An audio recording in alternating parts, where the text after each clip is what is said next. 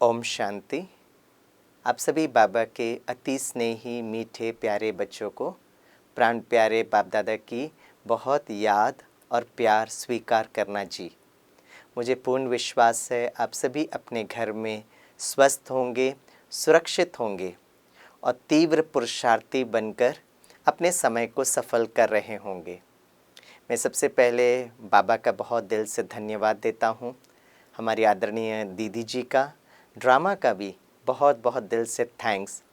हमें विज्ञान को भी नहीं भूलना चाहिए, क्योंकि इस विज्ञान के साधन के द्वारा ही हम और आप इस तरह से मुलाकात कर पा रहे हैं। आज का जो सेशन है एक बहुत ब्यूटीफुल टॉपिक है, और टॉपिक है स्वराज्य अधिकारी सो विश्व राज्य अधिकारी। आज का सेशन में एक बहुत सुंदर कहानी से शुरुआत करूंगा। एक राज्य था जिसमें राजा को इलेक्ट करने की अपनी एक विधि थी। वो क्या करते थे, एक हाथी को बुलाते थे और हाथी के पास एक वरमाला दे देते थे, और यह हाथी जिस भी व्यक्ति को चाहेगा उसके गले में वरमाला डाल देते थे और वो व्यक्ति राजा बन जाता था। मार्ग बिल्कुल सहज था। बस एक छोटी सी कंडीशन थी कि जो भी व्यक्ति राजा बनेगा 10 वर्ष तक राज्य कर सकता है, और 10 वर्ष के बाद उस राज्य के संविधान अनुसार राज्य के बाहर एक समुद्र था और समुद्र के बीच में एक द्वीप था जो कांटों का जंगल था। संविधान के अनुसार राजा को 10 वर्ष के बाद उस कांटों के जंगल वाले द्वीप में छोड़ देते थे। ना आज तक ना कोई बचा है ना बच पाएगा।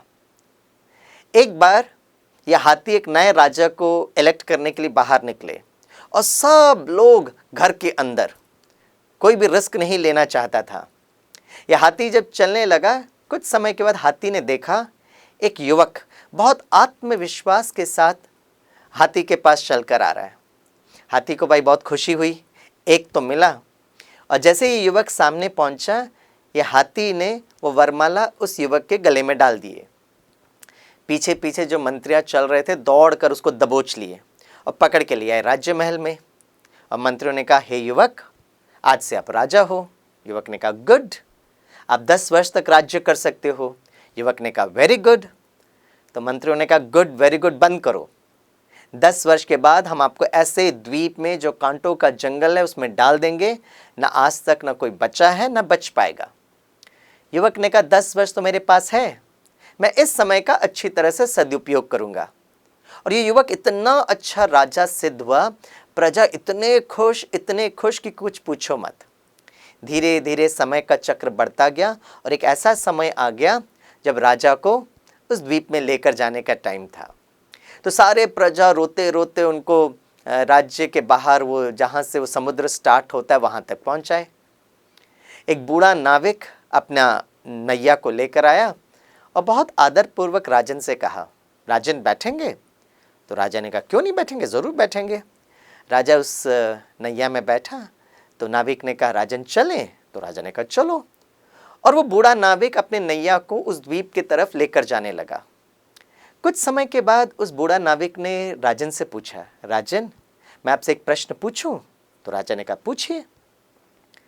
तो नाविक ने कहा, हे राजन, मैंने अपने जीवन में कितने ना राजाओं को उस द्वीप पर लेकर गया, लेकिन जब भी मैं किसी राजा को लेकर जाता था वो राजा लोग चीखते थे, चिल्लाते थे, मुझे नहीं जाना, प्लीज़ मुझे बचाओ। पहली बार मैं एक ऐसा राजा को देख रहा हूँ जो इतने खुशी में, इतने आनंद में उस द्वीप में जा रहे हैं। हे राजन, इसका रहस्य क्या है? तो राजा ने मुस्कुराते हुए कहा, नाविक, आप खुद चलोगे तो आपको पता चल जाएगा। और जैसे ये नाव द्वीप पर पहुंची तो बूढ़ा नाविक अपने वृद्ध नेत्रों पर विश्वास नहीं कर पाया, और क्या देखा? वही द्वीप जो कांटों का जंगल था, वो बहुत सुंदर फूलों का बगीचा, वहाँ बहुत सुंदर राज्य महल और बहुत सुंदर राज्य था वहाँ पर। तो बूढ़ा नाविक ने कहा, राजन, मैं क्या देख रहा हूँ?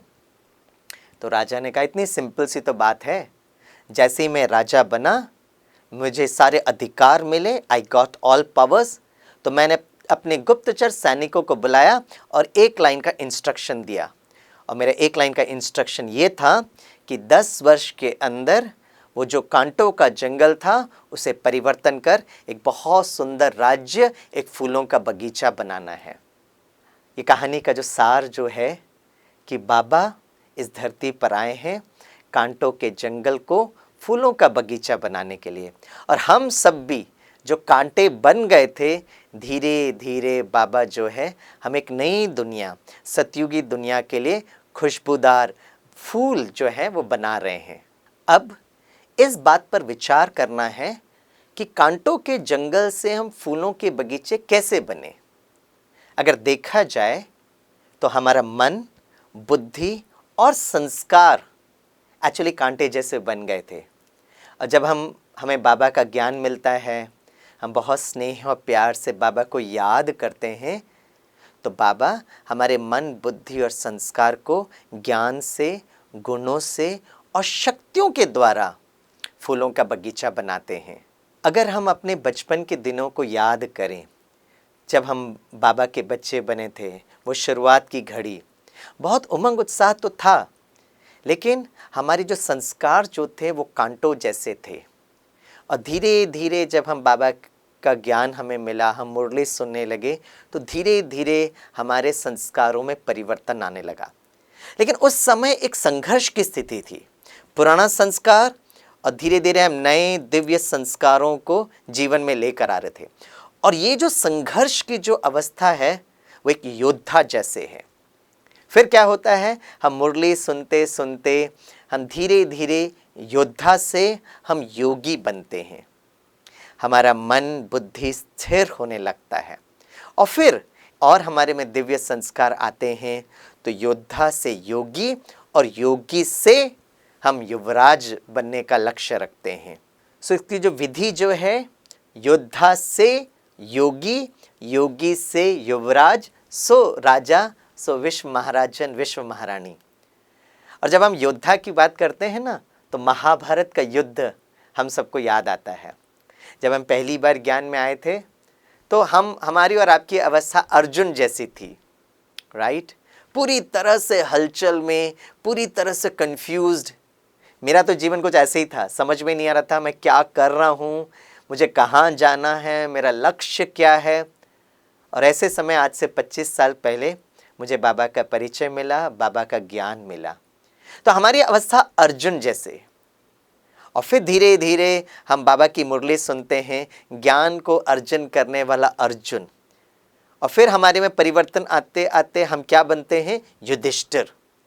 जो युद्ध में स्थिर रहता है उसको युधिष्ठिर कहते हैं। भले जीवन में कितनी भी परिस्थितियां क्यों ना हो, लेकिन बाबा पर संपूर्ण निश्चय।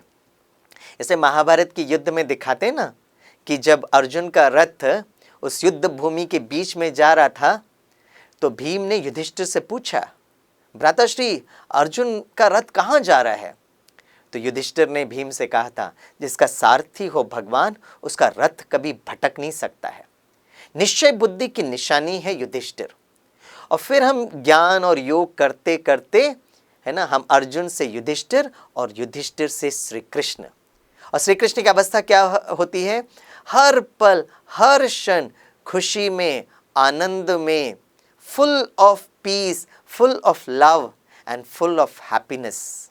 अगर मैं आपसे पूछूंगा कि महाभारत के युद्ध में अर्जुन जो था ना, वो महारथी था, महायोद्धा था, बहुत बलशाली था, लेकिन अर्जुन के सामने सबसे बड़ा चुनौतीपूर्ण योद्धा कौन थे? और अगर हम इस पर विचार करेंगे तो हम सबको पता चलेगा, उनके सामने जो सबसे चुनौतीपूर्ण योद्धा जो थे, वो थे भीष्म पितामह। क्योंकि भीष्म पितामह के पास इच्छा मृत्यु का वरदान था। जब भी हमारे सेंटर पर कोई नए भाई बहन आते हैं और जब हम उनको महाभारत का सही परिचय देते हैं, एक्चुअली हमारा युद्ध और किसी से नहीं है। हमारा युद्ध जो है, हमारे अंदर की कमी कमजोरियों से युद्ध चल रहा है। और पांडव सेना जो है वो प्रीत बुद्धि, और कौरव सेना जो है वो विपरीत बुद्धि। तो पांडव सेना का जो हर कैरेक्टर है, उसमें भी एक आध्यात्मिक रहस्य छुपा हुआ है। जैसे अर्जुन और युधिष्ठिर के बारे में तो हमने समझ लिया। भीम अर्थात पर्वत, अचल, अडोल, राइट। नकुल अर्थात जिसका कोई कुल नहीं, वो नकुल। सहदेव जो भगवान के कार्य में सहयोग देता है, वो सहदेव बन जाता है। ये तो पांडव सेना की कहानी थी। कौरव सेना के बारे में भी हम बताते हैं। धृतराष्ट्र अर्थात जिसको कोई दृष्टि ना हो, आत्मा का ज्ञान नहीं हो, उसको धृतराष्ट्र कहते हैं। दुर्योधन जो धन का दुरुपयोग करेगा वो दुर्योधन बनता है। दुशासन जो शासन का दुरुपयोग करेगा वो दुशासन बनता है। ये सब तो हम सभी को समझाते हैं, लेकिन भीष्म पितामह कौन है? अक्सर बाबा मुरली में भीष्म को उन संत और महात्माओं के बारे में भी जिक्र करते हैं, लेकिन इस कहानी में फिर भीष्म पितामह कौन है जिससे हम आत्मा रूपी अर्जुन युद्ध कर रहे हैं? अगर थोड़ा सा विचार करेंगे तो हम पाएंगे कि भीष्म पितामह हमारे सबसे कड़े ते कड़ा संस्कार है जिस पर हमको विजय पाना है। इसे भीष्म पितामह को ना बहुत वृद्ध रूप में दिखाया गया है, और वो कड़े ते कड़े संस्कार है आत्मा के अंदर जो देह भान और देह अभिमान है, और इस पर विजय पाना बहुत जरूरत है। देह भान अर्थात राइट, जैसे छोटा बच्चा जन्म लेता है सभी लोग पूछते हैं लड़का या लड़की, ये देह भान। और देह अभिमान अर्थात जब हम धीरे धीरे बड़े होते हैं तो हमारा पोस्ट, हमारा पोजीशन, हमारा डेजिग्नेशन, हमारा क्वालिफिकेशन, मैं इतने वर्षों से ज्ञान में चल रहा हूँ, ये सब जो है देह अभिमान में आ जाता है। और इस पर हम कैसे विजय प्राप्त करें? अगर हम संस्कार परिवर्तन की साइकोलॉजी को समझें, जब भी कोई बाबा का बच्चा जब नए ज्ञान में आते हैं तो सबसे पहले जो संस्कार परिवर्तन होता है वो है भोजन में परिवर्तन। मुझे याद आता है जब हम स्कूल में पढ़ते थे 8वीं 9वीं 10वीं में, और जब एग्ज़ाम ख़त्म हो जाता था तो हम सारे दोस्त मिलकर ये प्लानिंग करते थे कि अभी एग्ज़ाम्स ख़त्म हो गया है तो एक काम करेंगे, एक फ़िल्म देखेंगे और उसके बाद होटल में जाकर भोजन करेंगे। लेकिन ये करने के लिए पैसे की तो ज़रूरत थी, तो मुझे याद आता है मैं मम्मा के पास जाता हूँ, कहता मम्मा अभी एग्ज़ाम्स पूरे हो गए, बड़े प्यार से कहता था, तो हमारे सारे स्टूडेंट्स ने ये प्लानिंग की है। और जैसे ही मैं कहता था तो मेरी मम्मा मुझे इतनी प्यार से दृष्टि देती थी और मुझे लगता था मैं उसी समय भस्म हो जाऊंगा। मैं कहता नहीं नहीं मम्मा, मैं फिल्म नहीं देखूंगा, मैं बाहर से भोजन नहीं करूंगा। राइट। सोचने की बात यह है कि ये जो फिल्म का संस्कार है, ये बाहर खाने का संस्कार जो है आत्मा के अंदर अभी अभी आया हुआ है। फिल्म शुरू होकर कितने साल हुए होंगे? शायद 100 वर्ष के आसपास हुआ होगा। वैसे पुराने ज़माने में ये होटल का सिस्टम था ही नहीं, बाहर से खाने का रिवाज था ही नहीं। पुराना ज़माने में तो ऐसा होता था कि अगर कोई व्यक्ति गांव से जा रहा है और अगर उसको भूख लग रहा है तो वो किसी के घर में भी जा सकता है, अतिथि देवो भव। लेकिन कुछ वर्षों से ये बाहर के खाने का रिवाज आ गया है, और वर्तमान समय पर हम देखेंगे तो बाबा की ये श्रीमत हम बाबा के बच्चों को कितनी सुरक्षा का कवच दिया है। लोगों को तो आज घर में बैठकर सुबह दोपहर शाम भोजन बनाना कितना बड़ा तकलीफ होता है, लेकिन हम बाबा के बच्चों के लिए कितना इजी है। हम तो बड़े प्यार से भोजन बनाते हैं। लॉकडाउन के समय पर हम बाबा को भोग लगाकर बड़े प्यार से भोजन करते हैं। तो बाबा की हर श्रीमत हमारे सुरक्षा का कवच है। इसीलिए जब हम नए बाबा के बच्चे बनते हैं, क्योंकि आत्मा में बाहर खाने का भोजन का संस्कार नया था तो उसको छोड़ना भी नया हो जाता है, कोई बहुत बड़ी बात नहीं है। लेकिन हमारा जो युद्ध है वो है देह भान और देह अभिमान से। तो उसको काउंटर करने के लिए अस्त्र शस्त्र बाबा हमें हर दिन हमें समझाते हैं। देह भान का जो काउंटर अस्त्र शस्त्र है वो है मैं आत्मा हूं, और देह अभिमान का जो काउंटर अस्त्र शस्त्र है वो है आत्मा के स्वमान। मैं बाबा का बहुत प्यारा सा बच्चा हूँ, मैं स्वराज्य अधिकारी हूँ, मैं आत्मा मास्टर सर्वशक्तिवान हूँ। राइट। इसलिए उस युद्ध भूमि में दिखाया गया है कि जब अर्जुन और भीष्म पितामह के बीच में जब बाणों की वर्षा हो रही थी, तो जैसे ही भीष्म पितामह अपने तरफ से बाण को अर्जुन की तरफ छोड़ता है तो अर्जुन के सामने शिखंडी आ जाता है। और शिखंडी अर्थात ना तो हम स्त्रीलिंग हैं, ना तो हम पुल्लिंग हैं, मैं हूं आत्मा ज्योतिर्लिंगम, राइट। ये बीच में दिखाया गया है। और फिर कहानी में दिखाते हैं कि अर्जुन जो है वो सारा युद्ध में बाणों की वर्षा करता है, और कुछ समय के बाद जो भीष्म पितामह है वो बाणों की शैया में लेट जाते हैं। और युद्ध के पश्चात जैसे ही भीष्म पितामह लेट जाते हैं, उसके बाद दुर्योधन दुशासन को समाप्त करने में, है ना, पांडव सेना को ज़्यादा वक्त नहीं लगता है। लेकिन जब युद्ध पूरा हो जाता है और जब पांडव सेना जब भीष्म पितामह के पास आते हैं, तो भीष्म पितामह एक बहुत प्यारी सी बात कहते हैं। वो अर्जुन को बुलाकर कहते हैं, हे अर्जुन, तेरे को पता था कि नहीं मुझे नहीं मालूम है, लेकिन पूरे कौरव सेना को, इवन दुर्योधन को पता था कि भले कौरव सेना का सेनापति भीष्म पितामह है, राइट, लेकिन मन ही मन, दिल ही दिल भीष्म पितामह चाहते हैं कि हे अर्जुन तेरी ही विजय हो। इसका मतलब क्या है? इसका मतलब यह है कि हमारे अंदर का जो भीष्म, जो कड़े संस्कार हैं, वो भी अंदर ही अंदर चाहते हैं हे आत्मा आपकी ही विजय हो।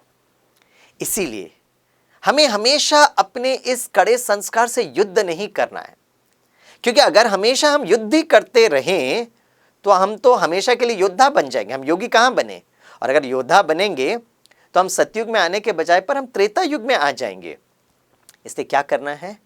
क्योंकि भीष्म पितामह के पास इच्छा मृत्यु का वरदान है, तो इसीलिए, है ना, युद्ध करने के बजाय पर बहुत स्नेह और प्यार से अपने इस कड़े संस्कार पर विजय पाना है, राइट। इसे अपने पुरुषार्थ से निराश नहीं होना है, लेकिन धीरे धीरे बहुत स्नेह प्यार से एक लवफुल ट्रांजिशन होना चाहिए। वैसे अगर देखा जाए तो संस्कार परिवर्तन इतना धीरे धीरे होता है कि शायद कभी कभी हमें समझ में भी नहीं आता है, और हमारे नज़दीक वालों को तो शायद बिल्कुल ही समझ में नहीं आएगा। जैसे अगर आप बहुत समय के बाद अगर आप स्वामी भाई को देख रहे हैं, तो आप मुझे देख कर कहेंगे, स्वामी भाई आप थोड़े मोटे हो गए, आप थोड़े पतले हो गए, आपके बाल थोड़े और झड़ गए हैं। लेकिन मेरे साथ जो नज़दीक जो भाई बहनें हैं उनको तो ये पता ही नहीं चलेगा। इसीलिए हमारे अंदर के जो संस्कार परिवर्तन शायद हमको पता नहीं चलता, लेकिन वो हो रहा है, हम सही दिशा पर चल रहे हैं। इसे बहुत खुशी से, उमंग उत्साह से चलते रहना चाहिए। मैं आपसे एक प्रश्न पूछता हूं, अगर सभी भाई बहनों से अगर मैं यह प्रश्न पूछूंगा कि आप में से कितने भाई बहनें हैं जिनको बिल्कुल गुस्सा नहीं आता है, बिल्कुल क्रोध नहीं आता है, तो शायद आपको हाथ उठाने में थोड़ा हिचकिचाहट होगा। लेकिन अब क्वेश्चन को मैं रीडिफाइन करता हूं, और मुझे विश्वास है जब मैं ये प्रश्न पूछूंगा तो आप सभी भाई बहनें बहुत मुस्कुराते हुए पूरी तरह से हाथ उठाएंगे।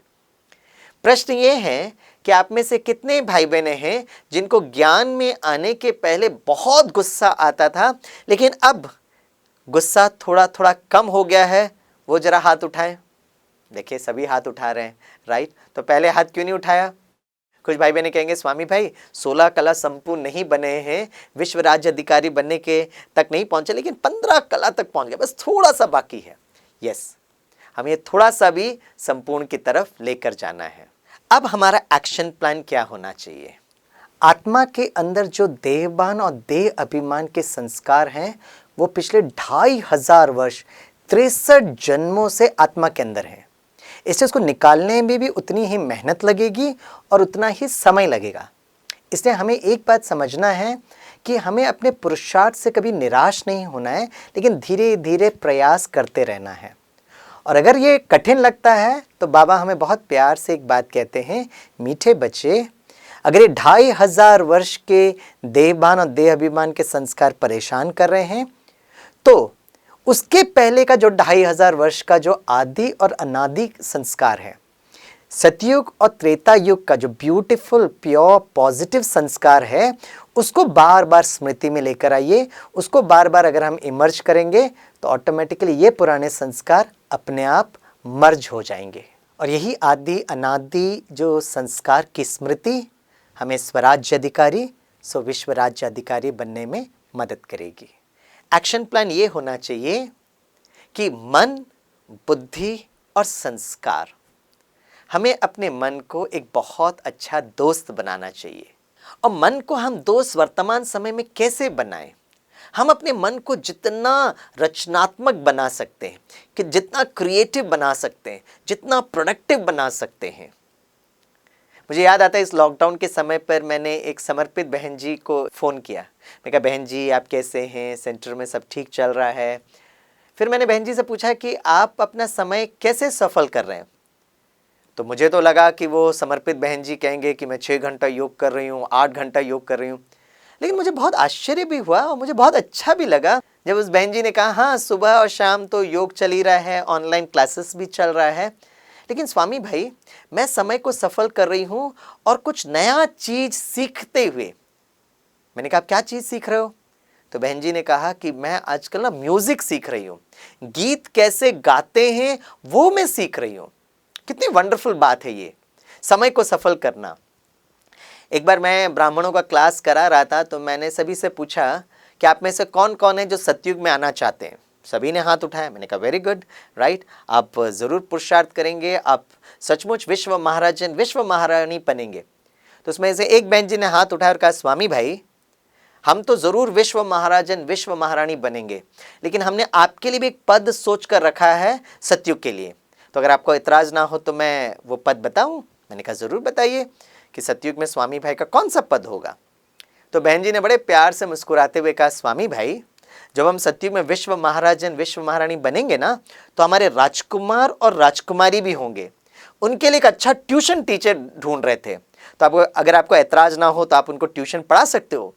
मुझे वो बात इतनी अच्छी लगी, इतनी अच्छी लगी, और उस दिन से मैं ये विचार करने लगा कि सतयुग की पढ़ाई कैसे होगी और सतयुग में क्या होगा, राइट? गीत संगीत होगा, डांस होगा, पेंटिंग होगा।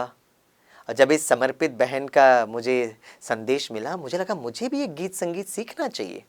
तो थोड़ा सा समय, जब आप सारे गामा भी गुनगुनाने भी लगोगे, तो ये सारे गामा जो 7 सुर हैं वो हमारे आत्मा के 7 गुण हैं। और आप देखेंगे, अब जब आप नया स्किल, कोई भी स्किल जो आपको अच्छा लगता है वो आप ज़रूर करिए, तो इससे आपके मन में उमंग उत्साह ज़रूर होगा। तो पहली बात है, मन को हम क्रिएटिव रखें। दूसरा एक्शन प्लान है बुद्धि। तो बुद्धि को हम दिव्य कैसे बनाएं? और बुद्धि दिव्य बनती है योग से। वैसे हम सुबह शाम तो योग करते ही हैं, लेकिन अगर हमें बाप समान बनना है तो क्या करना पड़ेगा? जैसे ब्रह्मा बाबा करते थे वैसे ही हमें भी करना है। और ब्रह्मा बाबा सुबह 2 बजे उठकर बाबा को याद करते थे। तो अभी तक तो हम 4 बजे उठते ही थे, वो हमारे जैसे संस्कार बन गए हैं। अब शायद ये लॉकडाउन थोड़ा हल्का भी क्यों ना होगा, लेकिन 30 जून तक तो ऑलरेडी ट्रेन सब बंद कर दिए हैं, और उसके बाद है ना पब्लिक गैदरिंग या सेवा या बाहर निकलना, थोड़ा सा हमारे पास अभी भी वक्त है। तो क्यों ना इस समय को हम सफल करें। हम सारा दिन भी योग का चार्ट बढ़ा सकते हैं, लेकिन बाकी सब समय क्या होता है, ये टीवी, मीडिया, व्हाट्सएप, फेसबुक, है ना, समाचार, इतना फ्लो होता है कि उस समय एकाग्रता में हमको थोड़ा मेहनत लगेगा। और बाबा कहते हैं अभी का जो समय है हमें मेहनत मुक्त बनकर मोहब्बत स्वरूप बनना है। इससे अब अलार्म जो हम 4 बजे रखते थे, मुझे लगता है 2 बजे रखना चाहिए। और स्वामी भाई भी इसका अभ्यास कर रहे हैं, इसलिए मैं यही बात आपके साथ शेयर कर रहा हूँ। और हमारे यज्ञ में ऐसे मैंने बहुत सारे भाई बहनों को देखा है जिन्होंने अपना समय सफल करते हुए अमृत वेले को बहुत स्ट्रॉन्ग और पावरफुल करना है। तो बुद्धि को दिव्य बनाने के लिए बहुत उमंग उत्साह से उठना, उसके लिए रात को थोड़ा जल्दी सो जाए, 9:30, 10 और मैक्सिमम 10:15, 10:30 बजे तक सो जाए। और रात को सोने के पहले बहुत प्यार से बाबा को याद करते हुए सोएं, वो गुनगुनाते हुए सोएं, मेरे बाबा, मीठे बाबा, प्यारे बाबा, शुक्रिया बाबा। तो भले थोड़ा सा नींद होगा, लेकिन वो बहुत गहरी नींद आपको मिलेगी, आपका शरीर को भी रेस्ट मिल जाएगा। वैसे भी बाई चांस अगर आपको लगता है कि शरीर में थोड़ी सी नींद की कमी है, तो आप सारा दिन तो आपके पास है, आप उसको नींद की पूर्ति आप ज़रूर कर सकते हैं। लेकिन अमृत वेला हम जागृत होकर बैठें, इसलिए अगर हो सके तो ब्रश कर लें, और अगर नहा धोकर अगर आप बैठ सकते हैं तो इतना वंडरफुल आप चार्ज हो जाएंगे। इसे बुद्धि को दिव्य बनाने के लिए अमृत वेला योग सुबह 2 बजे और 2:30 बजे से बैठकर शुरू करें। और जब हम 2:30 बजे से हम योग शुरू करते हैं तो पहले हम ओम की ध्वनि करें। जब हम ओम की ध्वनि करेंगे तो हमारे 14 वर्ष की जो भट्टी जो थी वो ओम की ध्वनि से हुई। शरीर भी स्वस्थ तंदुरुस्त रहेगा और मन बुद्धि का कनेक्शन भी बहुत अच्छा बैठेगा। तो मन को क्रिएटिव बनाएं, बुद्धि को दिव्य बनाएं। और तीसरा है संस्कार। हमने ये देखा कि जो संस्कार की बात है उसमें देह भान और देह अभिमान सबसे कड़े ते कड़ा संस्कार है, और उसका जो रिफ्लेक्शन पांचों विकारों पर हमें विजय पाना है। लेकिन बाबा कहते हैं इसमें जो 2 विकार हैं, पहला है काम, इसे बाबा कहते हैं काम महाशत्रु है, और दूसरा है क्रोध। इन दोनों पर हमें जरूर विजय पाना है। तो काम वासना पर विजय पाने के लिए जो स्वमान है, मैं आत्मा पवित्र स्वरूप, और क्रोध पर विजय पाने के लिए मैं आत्मा शांत स्वरूप, प्रेम स्वरूप और शक्ति स्वरूप। इनका हम स्वमान को हम बार बार इसका अभ्यास करें। वैसे आने वाले समय पर हमारा जो सबसे बड़ा जो सुरक्षा का कवच होगा वो होगा पवित्रता का बल।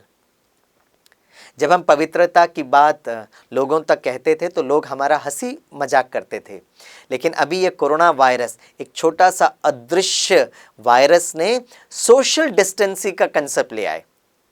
अगर हम स्व इच्छा से बाबा की श्रीमत को अगर नहीं फॉलो कर रहे हैं तो देखो प्रकृति ने एक ऐसा सिस्टम हमारे सामने लेकर आए हैं। इससे आने वाले समय पर पवित्रता हमारा सबसे बड़ा कवच बनेगा। अभी मंदिर, मस्जिद, गुरुद्वारे और चर्च बंद है। ऐसे समय पर हम अपनी पवित्रता के बल को इतना बढ़ाएं, और जब मंदिर का दरवाजा खुलेगा तो बाबा हम बच्चों के द्वारा साक्षात्कार कराएंगे और शिव बाबा भी प्रत्यक्ष होंगे। मैं आपको एक छोटा सा अनुभव सुनाता हूँ पवित्रता के उस कवच के बारे में। मुझे याद आता है कुछ वर्ष पहले मैं मुंबई इंटरनेशनल एयरपोर्ट में मेरी फ़्लाइट उतरी, और उसके बाद मुझे एयरपोर्ट उतरते ही साथ मुझे बांद्रा टर्मिनस से एक ट्रेन पकड़नी थी, गुजरात की तरफ मुझे जाना था। तो फ़्लाइट थोड़ी डिले हो गई, लेकिन जैसे ही मैं मुंबई इंटरनेशनल एयरपोर्ट उतरा, और क्योंकि ट्रेन मुझे जल्दी पकड़नी थी तो मैं लगेज लेकर जैसे ही वो टैक्सी के काउंटर पर पहुंचा तो उन्होंने मुझे ये समाचार दिया कि आज टैक्सी जो है ना स्ट्राइक पर है। तो मैंने घड़ी देखा, मैंने कहा बाप रे मुझे ट्रेन पकड़नी है। लगेज लेकर जैसे ही मैं बाहर निकला, और मैं जैसे ही बाहर निकल के दौड़ रहा था तो अचानक मैंने देखा एक व्यक्ति सामने आ रहा है और मुझसे कहा कि आपको टैक्सी चाहिए? मैं कहा हाँ मुझे टैक्सी चाहिए, लेकिन मैंने तो वहाँ सुना है कि टैक्सी सब स्ट्राइक पर है। बोला नहीं हमारी प्राइवेट टैक्सी, आपको कहाँ जाना है? तो मैं जल्दी में मैंने कहा मेरी ट्रेन छूट जाएगी, मुझे बांद्रा टर्मिनस जाना है। उसने कहा ठीक है करके मेरा एक बड़ा सा लगेज ले लिया। मेरे हाथ में लैपटॉप था, एक छोटा सा बैग था, मैं उसके पीछे भागने लगा। और इस भाई ने क्या किया, वो मुंबई इंटरनेशनल एयरपोर्ट के एकदम जो नीचे बेसमेंट जो है ना पार्किंग लॉट है वहाँ पर लेकर गए। रात का टाइम था, करीब 12, साढ़े 12, 1 बजे का टाइम था। और जैसे ही मैं वहाँ पहुँचा तो पूरा पार्किंग लॉट में इतनी सारी गाड़ियाँ और सुनसान सन्नाटा जैसे था। और ये भाई आगे भाग रहे हैं, उसके पीछे मैं भी भाग रहा हूँ। और फिर अचानक मैंने देखा गाड़ी थी, उसने गाड़ी का डिक्की खोला और पूरा लगेज उसमें डाल दिया और डिक्की बंद कर दिया और मुझे कहा बैठो, और दरवाज़ा खोला और मैं बैठा। तो मैंने देखा कि वो ऑलरेडी एक भाई ड्राइवर वहाँ बैठा था और ये भाई बाहर खड़ा है। और अचानक मैंने देखा 2-3 लोग फिर गाड़ी के सामने आ गए। अब ये ड्राइवर ने मुझे पूछा कि आपको कहाँ जाना है? मैंने कहा मुझे बांद्रा टर्मिनस जाना है। बोला 1000 रुपये आएगा होगा। मैं कहा नहीं ये तो नज़दीक है, और वैसे भी मीटर से हम चलेंगे ना, तो हम देखते हैं कितना पैसा होगा। बोला नहीं आज टैक्सी का स्ट्राइक है इसलिए 1000 रुपये पूरा होगा। मैं कहा चलो छोड़ो। मैंने कहा चलिए। बोला नहीं पहले 1000 रुपये आप दीजिए फिर ही हम स्टार्ट करेंगे। मैं कहा अक्सर टैक्सी फेयर तो हम गंतव्य पहुंचने के बाद देते हैं। बोला नहीं आप जब तक 1000 रुपये नहीं दोगे हम यहाँ से नहीं जाएंगे। मुझे इतनी जल्दी थी, मैंने अपना जेब निकाला और उस समय ये 2000 की नई नोट आई थी, तो मैंने वो देखा और उसको दिया। और जैसे ही उसने वो नोट लिया इमीडिएटली मुझे कहता है ये तो 100 रुपये का नोट है। मैं कहा नहीं मैंने देख कर दिया, आपको 2000 रुपये नोट दिया है। बोला नहीं ये 100 रुपये का नोट है। मैं कहा नहीं आप थोड़ा सा ध्यान से देखिए ना। तो अब वो गुस्से में आने लगा, अरे आप कैसे कह सकते हो, आपको क्या लगता है हम आपको ज़बरदस्ती कर रहे हैं क्या? और इतना ज़ोर से बोलने लगा। अचानक वो 2-3 भाई लोग भी क्या हुआ। अब मुझे समझ में आ गया कि मैं फंस गया हूँ, है ना। और मेरी सुरक्षा के लिए उस समय मुझे बाबा याद आए और मैंने बहुत प्यार से बाबा को याद करते हुए कुछ नहीं बोला, शांत, और उसको दृष्टि देने लगा। और जैसे ही मैं बाबा की याद में उनको दृष्टि देने लगा, अचानक मैंने देखा वो भाई कह रहा है, इसको बाहर से, इसको निकालो, इसको निकालो, मैं जल रहा हूं, मैं जल रहा हूं। तो बाहर वाले भाई ने दरवाजा खोला, क्या हुआ, इसको यहां से निकालो, इसको यहां से निकालो, मुझे जलन हो रही है, मैं जल रहा हूं। अब वो सबको समझ भी नहीं आया, पता नहीं ये हो क्या, और ये ड्राइवर बार बार कह रहा है, इसको निकालो, इसको निकालो। तो मैंने कहा मैं बाहर ज़रूर जाऊंगा, लेकिन मुझे आप 2000 रुपये का नोट दीजिए। और उसने फटाक से जेब से मुझे अपना 2000 रुपये का नोट दिया। और फिर जाते जाते वो बाहर वाले भाई से कहा, इसको टैक्सी में बिठाना, टैक्सी में बिठा कर ही इसको छोड़ना। और फिर बाहर जो भाई था उसने मुझे दूसरे टैक्सी में बिठाई और मुझे रवाना किया। उस दिन मुझे समझ में आए कि बाबा की श्रीमत अनुसार जब हम पवित्रता अपने में बढ़ाते हैं तो कैसे हमारी रक्षा और सुरक्षा करता है। और जैसे जैसे हम पवित्र बनते जाएंगे, हम देखेंगे कि हमारा क्रोध भी ऑटोमेटिकली कम होता जा रहा है। इसका मतलब ये है, आप सभी भाई बहनों का क्रोध कम हो रहा है, पहले बताया ना, मतलब आपके अंदर पवित्रता का बल धीरे धीरे बढ़ रहा है। अभी तक हमने 15 कला जो है हम शांत स्वरूप हो गए। एक लास्ट एक कला है, उसको भी हमें विधि पूर्वक हमें उस पर विजय पाना है। जैसे युद्ध भूमि में जब कोई योद्धा जाता है ना, तो क्या करता है, पहले से अपना अस्त्र शस्त्र तैयार करता है। ऐसे नहीं युद्ध भूमि में उतरने के बाद वो अपना अस्त्र शस्त्र ढूंढता है, ऐसा नहीं होता है, करेक्ट। उसी तरह अगर हमें व्यर्थ संकल्प, है ना, इस प्रकार के नेगेटिव थॉट्स पर विजय पाना है संपूर्ण पवित्रता के लिए, तो यहाँ बैठकर देखना है कि मुझे कब और कहाँ पर ये व्यर्थ संकल्प शुरू होता है। तो जब हम योग में बैठेंगे तो उसका जो काउंटर अस्त्र शस्त्र है, मैं आत्मा पवित्र स्वरूप, और बाबा को बीच में लेकर आओ। मेरे बाबा, मीठे बाबा, प्यारे बाबा, शुक्रिया बाबा, राइट। ये पहले से ही प्रोग्राम करो, है ना। क्लॉक में आप अलार्म रखते हैं या रिमाइंडर सेट करते हैं या ट्रैफिक कंट्रोल का गीत समय पर बजता है, उसी तरह से जैसे ही व्यर्थ संकल्प स्टार्ट हुआ, आत्मा ने इमीडिएटली वो अस्त्र शस्त्र को बाहर लेकर आना चाहिए। मेरे बाबा, मीठे बाबा, प्यारे बाबा, शुक्रिया बाबा, राइट। दूसरी बात, तो इस तरह से हम अपने व्यर्थ और विकारी संकल्पों पर विजय प्राप्त कर सकते हैं। दूसरी बात, क्रोध पर कैसे विजय प्राप्त करें। तो क्रोध तो मोरलेस स्थूल जगह से होता है या स्थूल लोगों से होता है या परिस्थिति से होता है।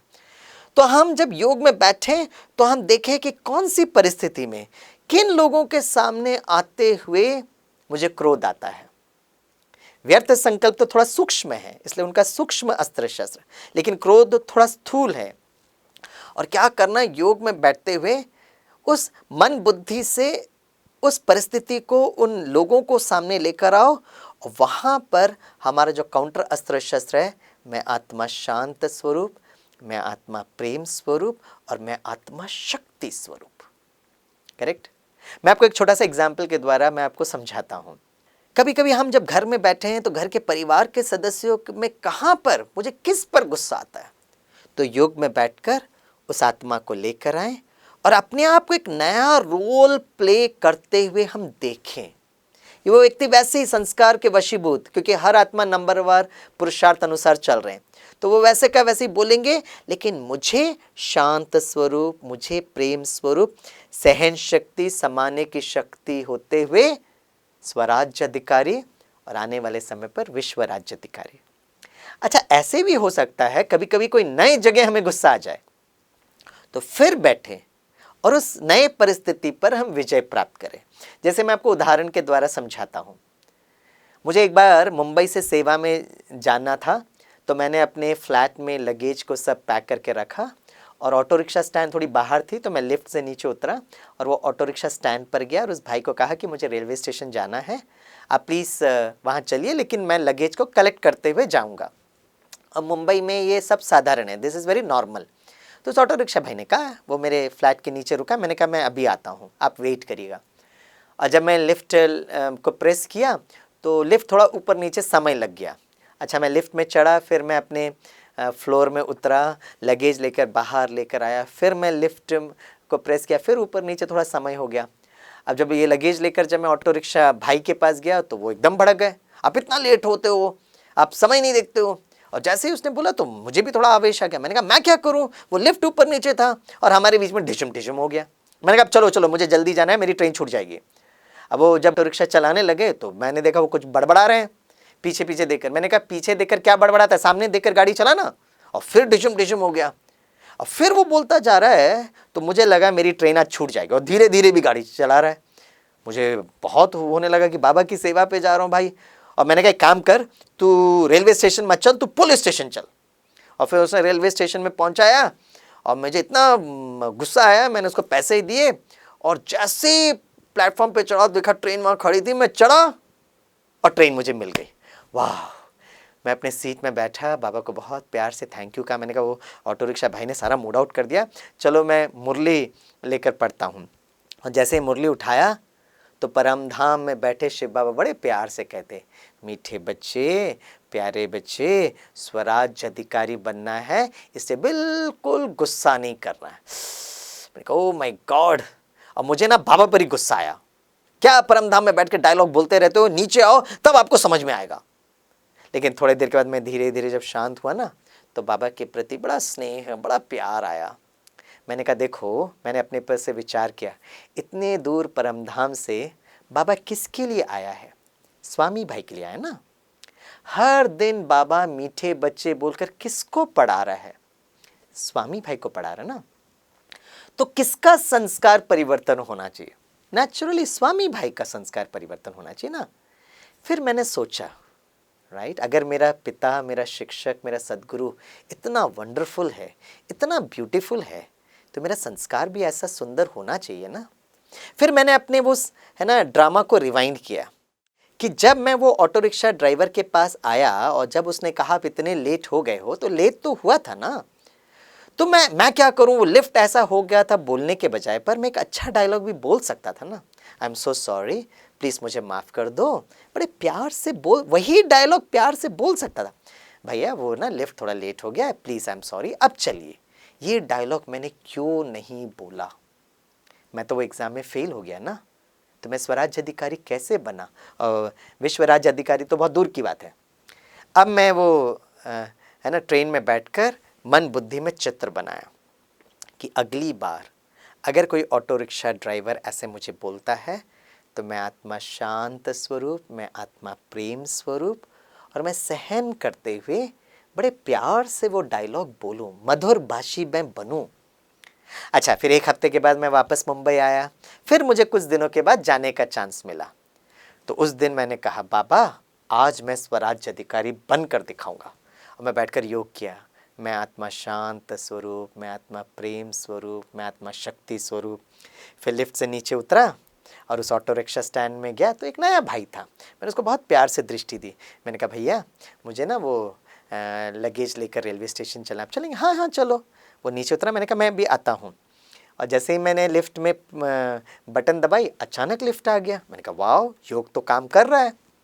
मैं अपने फ्लोर पर पहुंचा, लगेज सब बाहर निकला और फिर से मैंने वो लिफ्ट का बटन दबाया तो फट करके लिफ्ट आ गई। मैंने कहा टाइम देखा, मैंने कहा सिर्फ 2 मिनट हुआ है। मैंने कहा अब मैं ऐसी अवस्था में जाऊंगा तो उसको तो गुस्सा नहीं आएगा, मुझे कैसे समझ में आएगा कि मैं स्वराज अधिकारी बना हूँ?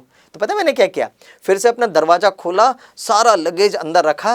मैंने कहा थोड़ा लेट होकर जाते हैं, जब वो भाई गुस्सा करेगा ना तो मैं आत्मा शांत स्वरूप, मैं आत्मा प्रेम स्वरूप और मैं आत्मा शक्ति स्वरूप, मेरा अस्त्र शस्त्र काम कर रहा है कि नहीं मैं देखूं तो सही, राइट। और मैं वहाँ बैठकर बार बार योग करने लगा। फिर टाइम देखा तो 5 मिनट। मैंने कहा चलें? मैं कहा नहीं, थोड़ा और लेट करते हैं। 8 मिनट, 10 मिनट, 12 मिनट। मैंने कहा अब चलते हैं। और 12 मिनट के बाद मैंने लिफ्ट से नीचे जैसे उतरा, मुझे लगा वो भाई चला गया होगा, लेकिन देखा वो ऑटो रिक्शा भाई भी था, वहाँ मेरा इंतज़ार कर रहा था। मैं लगेज लेकर धीरे से गया, बड़े प्यार से दृष्टि देते हुए। मैंने कहा अभी ये भड़केगा लेकिन मुझे स्वराज अधिकारी बनना है, मुझे बिल्कुल गुस्सा नहीं करना है। और जैसे ही लगेज लेकर सामने गया और मैंने उसको देखा तो बड़े प्यार से देख रहा वो भी, आइए आइए बैठिए बैठिए। मैं कह रही ये भड़कता क्यों नहीं है? ये भड़केगा नहीं तो मैं अपना अस्त्र शस्त्र का वेरिफिकेशन कैसे करूँ? और जब मैं बैठा तो मुझसे पूछ रहा है चलें? मैं कहा चलो। अब वो चलने लगा बड़े प्यार से, उमंग उत्साह से। मैं कह रही ये कुछ बोलता नहीं है, गुस्सा नहीं करता है, राइट। मैंने कहा गाड़ी साइड करो, गाड़ी साइड करो। तो उसने ऑटो को साइड किया और बोला क्या हुआ? मैं कहा पता है मैं कितना लेट हुआ था? बोला हाँ करीब 12-15 मिनट लेट हुए थे। मैंने कहा मैं 15 मिनट लेट हुआ तो आपको गुस्सा करना चाहिए ना, आपको क्रोध करना चाहिए था। तो ऑटो रिक्शा भाई मुझे पता है क्या कहता है, 15 मिनट लेट हो, आधा घंटा लेट हो, मुझे क्या करना है, मीटर तो आपका ही चल रहा है और भाड़ा तो आपको ही देना है। मीटर तो आपका ही चल रहा है, भाड़ा तो आपको ही देना है। उस दिन मुझे समझ में आया, भले स्वामी भाई इतने वर्षों से ज्ञान में चल रहे हैं, लेकिन ज्ञान की रियल समझ उस ऑटो रिक्शा वाले भाई को समझ में आई। मीटर अर्थात समय, भाड़ा, पालना का रिटर्न तो हमको ही देना है। और उस दिन और आज दिन तक मुझे इस परिस्थिति में गुस्सा नहीं आया। तो एक नए जगह अगर हमें गुस्सा आता है तो वो हम योग में बैठकर, है ना, अप्लाइड मेडिटेशन कहाँ करें, इसका हमें ज़रूर अभ्यास करना चाहिए। तो आप सभी भाई बहनों से मिलकर मुझे बहुत अच्छा लगा। तो हम एक काम करते हैं, हम आपको, है ना, मेडिटेशन की इस यात्रा पर लेकर जाते हैं। और मुझे बहुत अच्छा लगता है ये बताते हुए कि वर्तमान समय पर मैं कन्नूर में हूँ, केरला में, गॉड्स ओन कंट्री, और प्रकृति के बहुत सानिध्य में मैं हूँ। तो मैं आज आपको थोड़ा सागर तट पर लेकर जाते हुए, कुछ अच्छे दृश्यों को दिखाते हुए, बाबा ज्ञान का सागर, प्रेम का सागर, राइट, शक्तियों का सागर के नज़दीक हम जाते हुए आज हम इस योग ज़रूर करेंगे। एक बार फिर मैं बाबा का, ड्रामा का, हमारे आदरणीय दीदी जी का और आप सभी का बहुत तहे दिल से मैं धन्यवाद देता हूँ। Thank you. ओम शांति। अभी हम 2 मिनट योग करते हैं।